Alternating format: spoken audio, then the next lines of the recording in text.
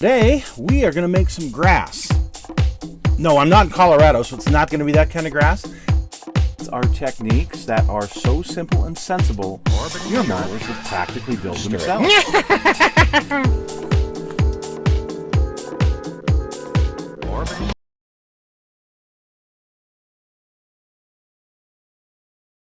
Hello folks, it's Mad Dog Merv. Welcome to today's show. And today, I've got part 2 of the work that we're going to be doing on this pile of crap kit. Many of you have built it, as I have a couple of times, and here I am again, a glutton for punishment. You saw last week how we got the paint pretty much done, and how we did that. We're going to do some more of the assembly today, and the suspension, and go over that, and get it to kind of a final place as far as assembly.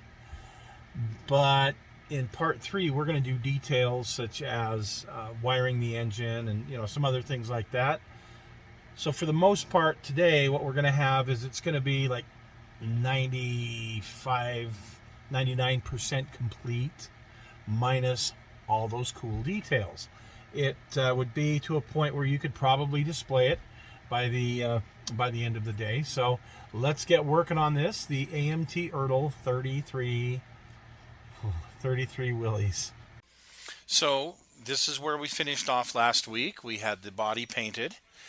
Now we're going to start with the interior. So what I did is I sprayed this whole area with a semi-gloss black, and then I took some of this old Testors, I don't know, it's an interior fuzz used for carpet. I've probably had it 20 years, and you see how much is left. Anyway, I take some of this and I put it down for the carpet. I did have a resin skull left from one of my other projects. I went ahead and glued that on the shifter. I thought that would be kind of fun since this is an automatic anyway. And then I went ahead and installed the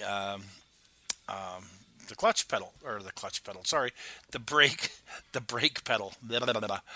And here's kind of a close-up of how this looks. I went ahead and gave a brown wash to the skull so that it would kind of look a little bit more like a skull. I kind of like how this effect turned out. So for the dashboard, I just did it in a semi-gloss black. Went ahead and took some Testors rust and used that for the wood grained area. Went ahead and dry brushed some white for the dials, and then used some of my Molotow chrome for the trim around all of the dials and other trim in there. So here is the painted tree from last time that I did with kind of a steel color. Now some of these things I'm going to take off and we're going to paint with the Molotow chrome. Alright, so I've got my liquid chrome refill, and I've used this on countless projects. Yeah, these are expensive, what, 25 bucks or so, but I gotta tell you, there's still a lot of material in here, and I've used it a lot. So for me, I mean, I've painted entire car bodies with it. So what I'm gonna do is I'm gonna make a couple of 5 or 6 drops in here, test out my airbrush, make sure everything's good.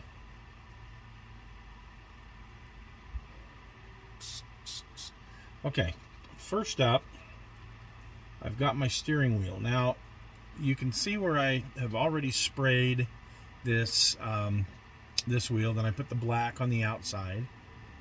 Well, now the column, okay, we're gonna spray this column, and all I'm gonna do is just lightly spray the column, and maybe get a little on the black. but there you go. I mean, you get the idea of what I'm doing here. I brush painted this one earlier, and that turned out pretty good. We're gonna go back and redo this little area here. Let's see, what else do I want to make sure that I've got in chrome? So probably this drag link here. And you could use something else. You don't have to use the Molotow. You could use Mission models, I like theirs. You could use Alclad, whatever you've got that you like to use. Some of them are better to handle than others. Alclad is good. The old Model Master is good if you have any of that. But this stuff, the problem with Molotow is this, you don't want to be handling it a whole lot.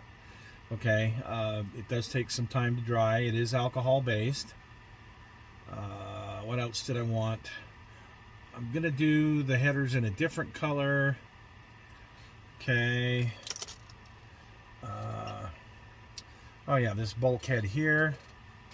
We're gonna spray it.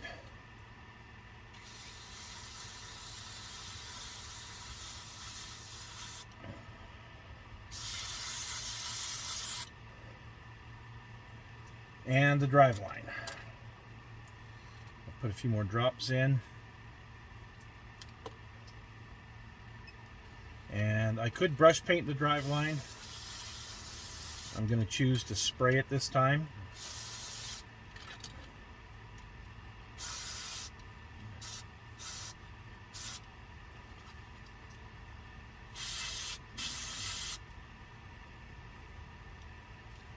And there you go. The bulkhead and the drive line. And we'll put those on at a later time once they've dried good. Now I wanted to show you where I'd already put this roll bar into place, and then I went ahead with my brush. I used a flat wide brush and I just applied it with a brush. And you can see some of the other details here that I applied some with just a fine brush. This fine brush right here. Okay. So again, looking for different details that I can use. I put some on here.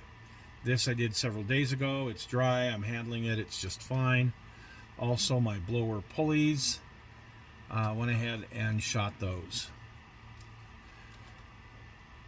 The side pipes, I went ahead and brushed those on, but then I forgot that I really need to drill this part here out, so I will be doing that later, and I can always come back and repaint it either with the brush or with the airbrush. But you see the brush paint doesn't look too bad on there. So, okay, next. So in the last video, we also went ahead and airbrushed the wheels and the transmission pan with the Molotow chrome so they could dry up, get good and hard, so that I could get it assembled. And I've started to assemble all of the parts. Now, the suspension, even with just this paint on it, is very delicate, to say the least, trying to assemble it. Same with the rear end, trying to get that on the rear suspension. Took several tries to get it right. Oh, man, this kit is just a pile, even with the chrome stripped off. So here's the front end and how I've got that mounted. I went ahead and painted the springs front and rear with semi-gloss black. Some of the steering components are black, while other ones I went ahead and gave it a brush of the Molotow chrome. I've assembled the engine. That was pretty straightforward. You see some of the areas are this kind of a gunmetal or steel color, which is what I wanted, and got that installed. We will go over detailing that some other time. The interior, I painted the seats kind of a tan color, got the roll bar in, the gas pedal and the steering wheel are then installed. On the side pipes, I had to drill out the ends of the side pipes because, well, otherwise they just didn't look right. They still kind of look hokey, but for the most part, I was able to get those dremeled out, and you can see here how those turned out. I put a coat of Molotow on them. The same with the rear bumper, a coat of that Molotow chrome. This is not airbrushed. This is just brushed on with my brush, a nice heavy coat. And you can see how that turned out. So not too bad. I do need to hook up the exhaust, however, to the engine. That will be in my next step because Again, the way this is engineered, it doesn't hook up. Oh boy. Here it is with the tilt front end. Here it is with the tilt front end down. Love the look of this car. It's just so labor intensive to get it to this point. We've still got a bunch of work to do, a bunch of details to put on this that we will do in part 3. And I hope you got something out of this part 2. Stay tuned. A few weeks from now, we'll have part 3 with the engine detailing and a few other things to make this thing finished and just an awesome hot rod. Thanks for joining us. We will see you again soon.